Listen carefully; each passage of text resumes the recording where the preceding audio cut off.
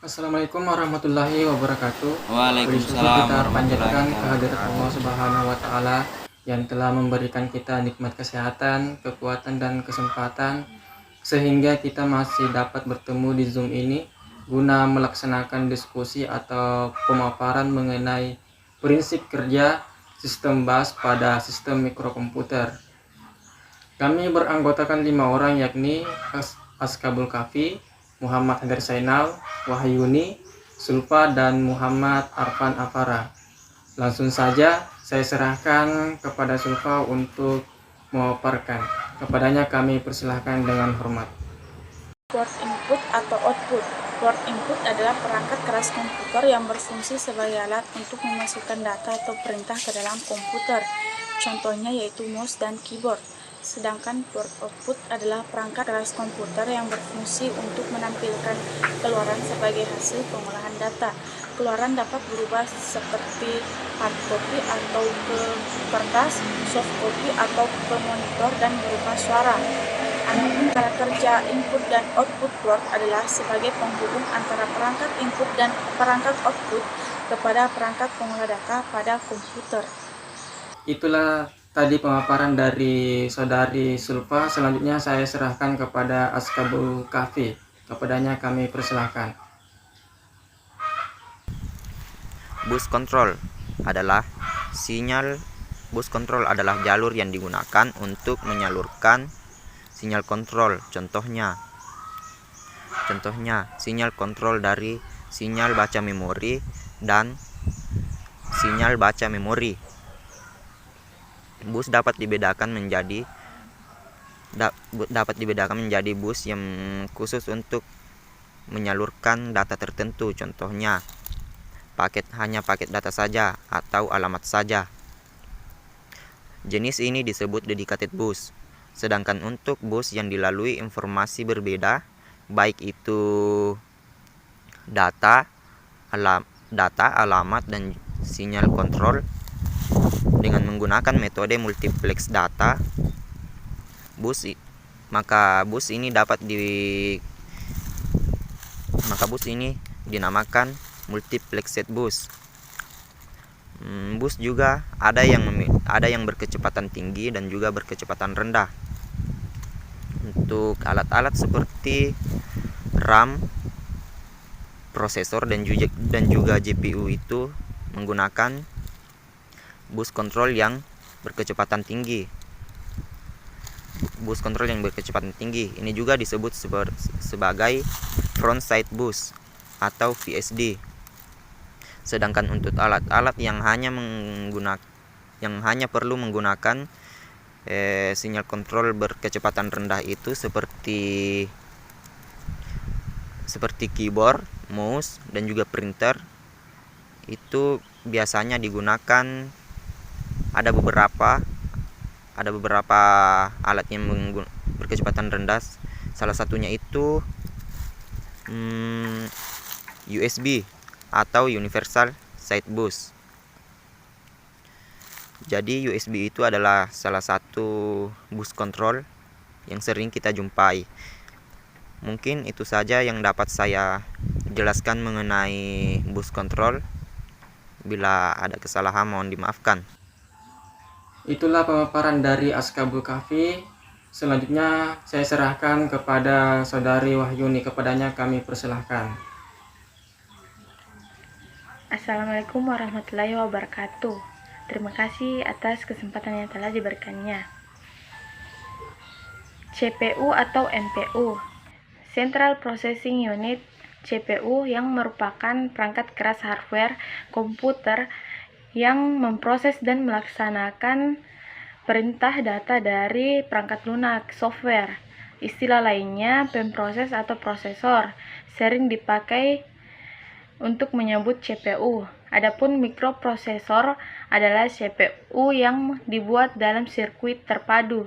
Cara kerja CPU berfungsi seperti kalkulator, namun CPU jauh lebih canggih serta lebih kuat daya pemrosesannya. Fungsi utama dari CPU adalah melakukan operasi aritmetika dan logika terhadap database yang diambil dari memori atau dari informasi yang dimasukkan melalui beberapa perangkat keras seperti papan tombol, pemindai, tuas kontrol, maupun detikus. CPU dikendalikan menggunakan serangkaian instruksi perangkat lunak software komputer. Perangkat lunak tersebut dapat dijalankan oleh CPU dengan cara membacanya dari media penyimpanan yang tersedia, seperti cakram keras atau hard disk, disket, cakram padat, maupun pita perekam. Sedangkan fungsi utama MPU mikroprosesor adalah sebagai unit yang mengendalikan seluruh kerja sistem mikroprosesor. Beberapa fungsi lainnya antara lain: pertama, mengambil instruksi dan data dari memori. Kedua, memindah data dari dan ke memori. Ketiga, mengirim sinyal kendali dan melayani sinyal interupsi. Keempat, menyediakan pewaktuan untuk siklus kerja sistem mikroprosesor. Kelima, mengerjakan fungsi-fungsi operasi logika dan aritmetika. Sebagai CPU, MPU mikroprosesor bekerja dan melakukan fungsi dasar, yaitu fungsi logika dan aritmetika. Fungsi logika antara lain fungsi AND, OR, ZOR, CPL, dan NEG. Sedangkan fungsi aritmetika antara lain ADD, SUB, ADC, SBC, INC, dan DEC. Itulah pemaparan dari Saudari Wahyuni. Selanjutnya saya serahkan kepada Muhammad Arfan Afara. Kepadanya kami persilahkan dengan hormat. Oke, terima kasih atas kesempatan yang diberikan kepada saya. Saya akan menjelaskan tentang pengertian dan cara kerja RAM serta ROM. RAM merupakan singkatan dari Random Access Memory, yakni sebuah perangkat keras yang mana ada pada komputer. Perangkat keras tersebut dapat dimanfaatkan sebagai tempat penyimpanan data atau lebih sering dikenal dengan istilah memori. Lebih dari itu, RAM juga dapat Anda manfaatkan untuk menjalankan berbagai instruksi program. RAM ini sendiri termasuk sebagai perangkat yang bersifat sementara. Hal ini berarti data yang ada pada memori tersebut dapat saja hilang. Seperti saat Anda mendapati adanya komputer yang mati ataupun listrik yang menyuplai daya pada komputer dicabut atau dimatikan secara mendadak. Untuk besaran RAM sendiri umumnya dapat bergantung pada tingkat loading pada komputer. Hal ini berarti apabila semakin cepat proses yang dilakukan sebuah komputer, tentu semakin besar pula penyimpanan data pada program komputer tersebut. Sedangkan ROM atau Read Only Memory berarti tempat penyimpanan data yang memiliki sifat permanen. Berbeda sedikit dengan RAM. RAM dalam sebuah perangkat komputer dapat menyimpan data dengan permanen. Dengan begitu, Anda tidak akan kehilangan data tersebut meskipun komputer mengalami mati secara mendadak. ROM sendiri memiliki bentuk yang mirip dengan chip memori semikonduktor, yang mana setiap isi data yang sudah tersimpan tersebut tidak akan mudah hilang dan berubah. Meskipun saat itu perangkat komputer mendadak mati, akan tetapi untuk menyimpan sebuah data pada ROM tersebut dapat dikatakan tidak mudah. Hal tersebut lantaran ROM berisi program-program default pabrik yang dengan begitu, penggunaan ROM ini sendiri umumnya hanya digunakan dalam penyimpanan firmware. Oke, kita lanjut pada cara kerja RAM serta ROM. RAM dan ROM sendiri bekerja dengan berbeda. Saat RAM dialiri listrik, media ini akan bekerja sebagai penyimpanan sementara pada sistem operasi yang berjalan.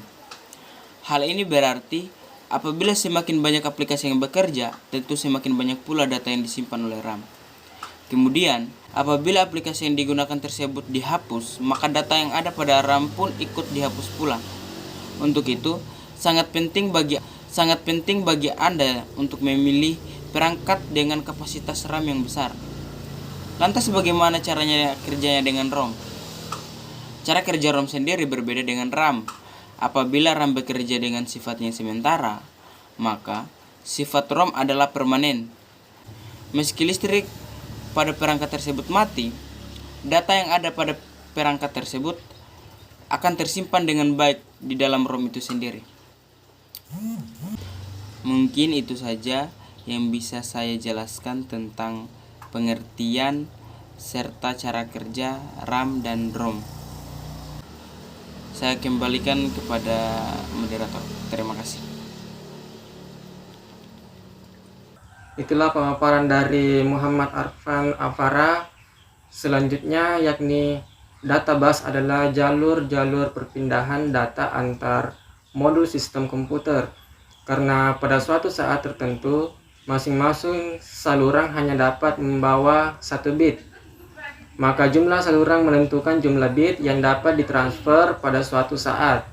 Lebar data bus ini menentukan kinerja sistem secara keseluruhan. Sifatnya bidirectional, artinya CPU dapat membaca dan menerima data melalui data bus ini. Data bus biasanya terdiri atas 8, 16, 32 atau 64 jalur paralel. Sedangkan fungsinya yaitu untuk mentransfer data, membaca data dari dan ke perangkat, atau bersifat semakin lebar bus maka semakin besar data yang dapat ditransfer. Address bus digunakan untuk menandakan lokasi sumber ataupun tujuan pada proses transfer data. Di jalur ini CPU akan mengirimkan alamat memori yang akan ditulis atau dibaca. Address bus biasanya terdiri atas 16, 20, 24 atau 32 paralel. Itulah hasil pemaparan kami. Mohon maaf jika ada kekurangan dan kesalahan. Terima kasih. Wassalamualaikum warahmatullahi wabarakatuh.